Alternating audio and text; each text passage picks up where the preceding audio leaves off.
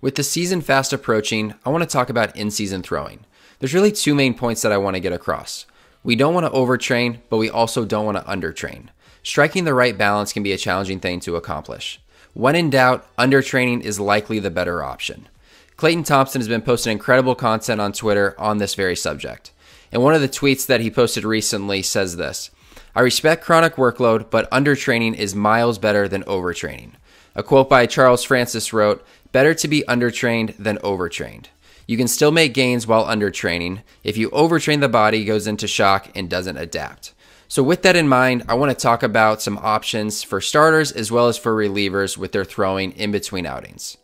So the first one, as you can see here, is for a starter. This is option number 1, going on a 7-day schedule. So this is typically going to be for a college pitcher as well as a high school pitcher.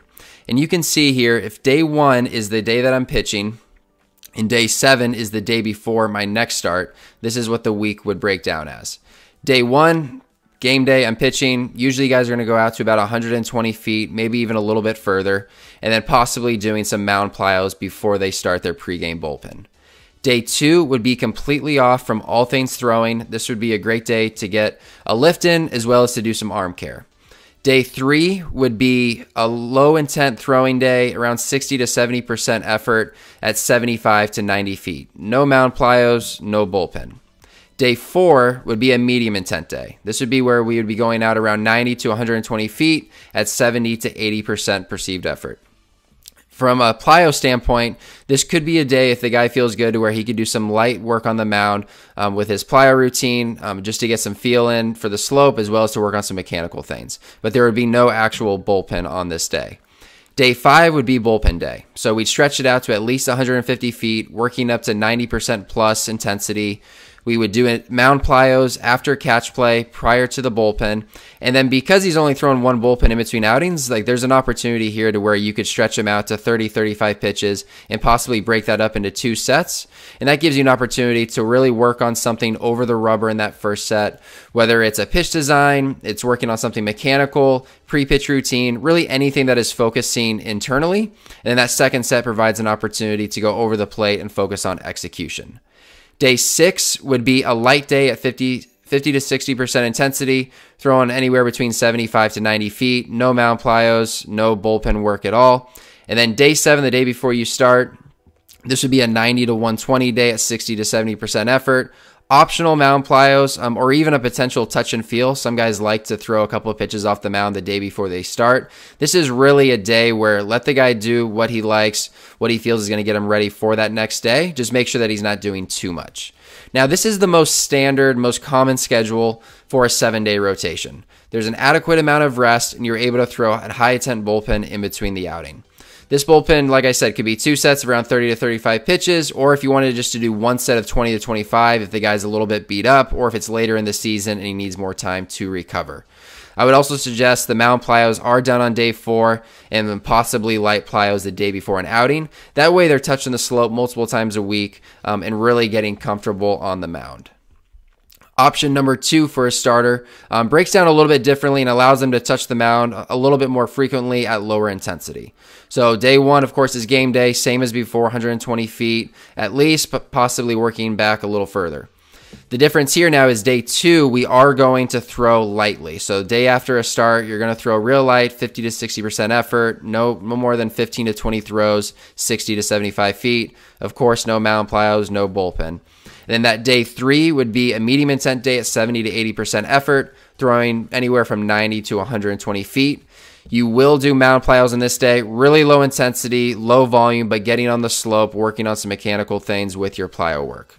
Day 4 would be a bullpen day. So we'd go anywhere between 120 to 150 feet, potentially further depending on the guy. Mound plyos prior to the bullpen, and then just 1 set of 15 to 20 pitches, no more than that. Day 5 would be a light day, similar to the day after a start, 60 to 75 feet, 50 to 60% effort, no mound plyos, no bullpen.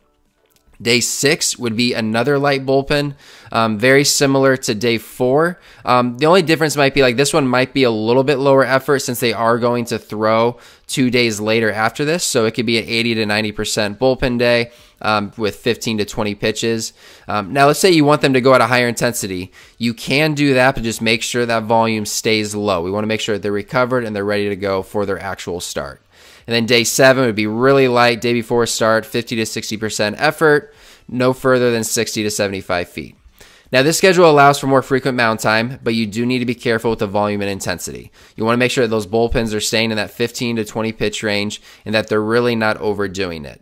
And the benefit to this one is that they're just touching the mound more and they're getting better feel for their pitches. The downside is, like I said, you're potentially running the risk of doing too much volume or too high intensity depending on the guy. But it is a good opportunity for guys to work on pitches, to do more execution work, and to prepare themselves a little bit more for the game. So it really just comes down to knowing your players and knowing what is the best option for them as a starter. Now looking at a reliever schedule. Relievers are very unpredictable, as you know. Like just a general rule, though, you want to go very light or off the day after you pitch. Then you also want to make sure that you're touching the mound every 2 to 3 days that they don't pitch. The last thing you want to see is a guy go a week without touching the mound, and then all of a sudden his name is called and he has to pitch in a meaningful situation and he's just not prepared to get guys out. So you just want to make sure that you're keeping them ready.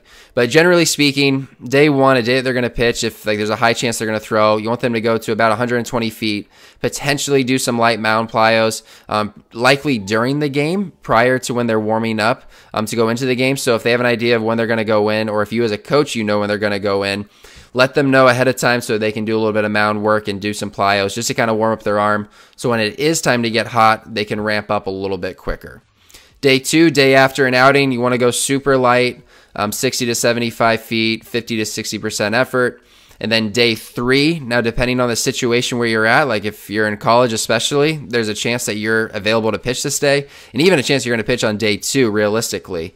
So we want to really make sure that in between outings that we are going light and that we're making sure that we're fully recovering and that we're ready to go when our name is called again. If we get to day 4 and we still haven't pitched in a game, we want to make sure that we're touching the mound in some capacity, at least mound plyos, but likely doing a light touch and feel of 8 to 10 pitches just to make sure that we're ready. Now, if there's an off day baked into there, that'd be a good opportunity for a guy to touch the mound that's a reliever. Or if it's 2 days after an outing, they could do some light mound plyos and get a little 70 to 80% effort in with their throwing and their drill work. At the end of the day, you just want to make sure that relievers are recovering properly, and you also want to make sure that they're not doing too little. Believe it or not, I actually see relievers undertrain more than overtrain, just because the unpredictability of not knowing when they're going to pitch. They're constantly throwing at 75 to 90 feet at 60 to 70% effort, and they look up and it's 4 or 5 days and they haven't pitched and they haven't really ramped up their intensity at any point. So we do just want to make sure that if they aren't touching the mound frequently, that we're still baking in opportunities for them to get some high intensity throwing in, just to make sure they're staying ready when their name is finally called. So if you do have any questions specifically for yourself or for your team, feel free to comment below, or you can email me at pitchingcoachu@gmail.com, and I'd be happy to answer any of your questions related to in-season throwing. Whenever you're ready, there's a few ways that I can help you. The first way is remote training. I offer personalized programming for high school, college, and professional players, no matter where you live in the country or outside of the country. Number 2 is in-person training in Scottsdale, Arizona. I have a TrackMan and an Edgertronic camera, so we're able to really dial in your pitch shapes and understand the way the ball is coming out of your hand. Number 3 is through my free newsletter, The Monday Mound Visit. Every single Monday, I send out one actionable tip for players and coaches. And then number 4 is just through my free resources. I have a stat tracking sheet, I have throwing templates, as well as a pitch grip database. So if any of these options are appealing to you, check out the info below and click on the one that best fits your needs.